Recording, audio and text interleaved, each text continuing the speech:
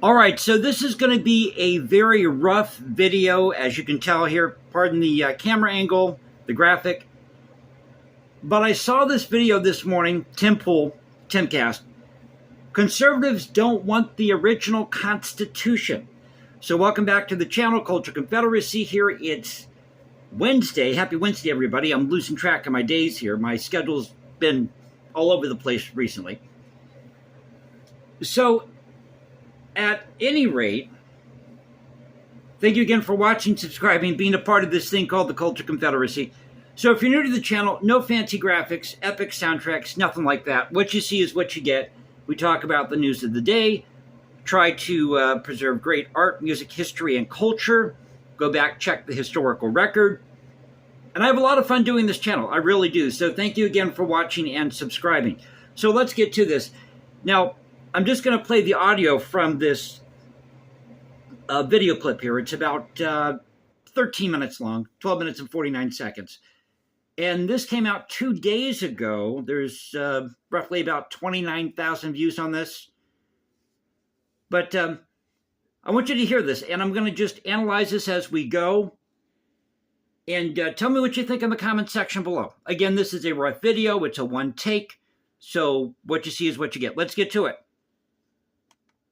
So the question is, I have for most people who want to return to the Constitution is, which one? Because what I find is most conservatives say, oh, I want to go back to the founding. No, you don't. You don't want to go back to what the founders actually believed. You don't want to go, and that's okay. Well, why don't we go back to the founding? Why don't we get back to our roots as Americans? We had this thing called the Articles of Confederation. Well, it was weak in some respects, so we came up with this thing called the Constitution. But a lot of the founders had questions about the Constitution. They feared that it would give more power to the central authority, even though proponents of the Constitution promised the Anti-Federalists, no, that's not going to happen. But let's be honest about what we're talking about. What we believe now, what conservatives in the 1990s believed, what they believe now, is radically different from what the founders believed. And if we went back to what the founders believed, most people saying, I want to return to the Constitution, would be up in arms, and they'd call it some kind of religious, Christian nationalist fascism. That's true. That's true. But how do you define conservatism? You know, John C. Calhoun, and I've said this before, and actually I left a comment about this. He was once quoted as saying, I am a conservative, and because I am a conservative, I am a states' rights man. So whether we're talking about 1860 or you go back to 1776, 1789, when they were ratifying the Constitution, 1787, when they implemented the Constitution, how much power should the federal government have? And if you are a true conservative, you would believe that the states have the ultimate power, that the states are sovereign, that they're independent.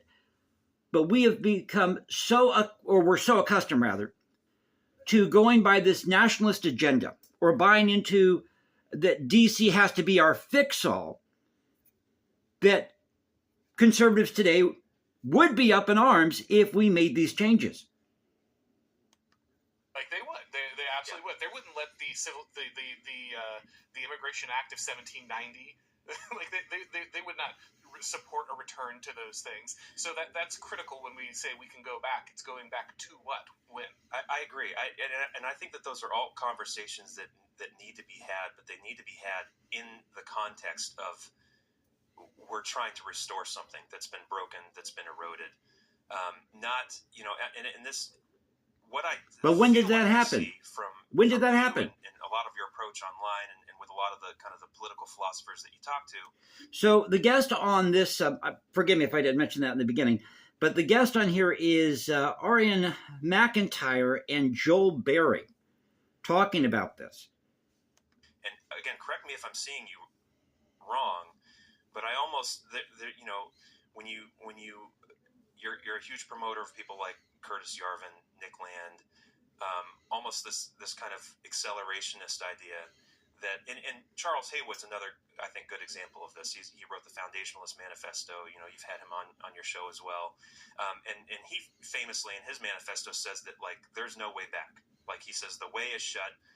The only way to fix Well, this there is a way to back. There is a way accelerate back. its demise, destroy it. It's called a constitutional convention. So he's talking about, I guess, this manifesto. A manifesto where you want to burn everything down, as he says here. Burn it down through civil war, bloodshed, whatever it takes, and then build something new from the ashes.